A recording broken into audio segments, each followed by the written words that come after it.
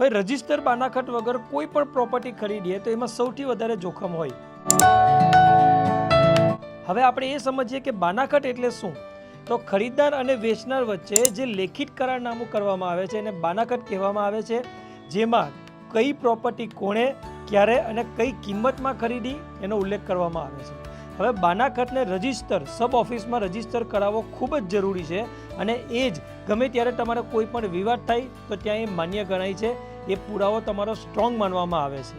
બાનાખટની અંદર જમીનની માહિતી, તમે કેટલા રૂપિયામાં પ્રોપર્ટી પરચેસ કરી છે, કેટલા સમયગાળામાં તમારે એની ચૂકવણી કરવાની છે, એ બધી માહિતી હોય છે. એની સાથે સાથે એ પ્રોપર્ટીની ચટુ દિશામાં કઈ કઈ બીજી વસ્તુઓ આવી છે એનો પણ ઉલ્લેખ હોય છે.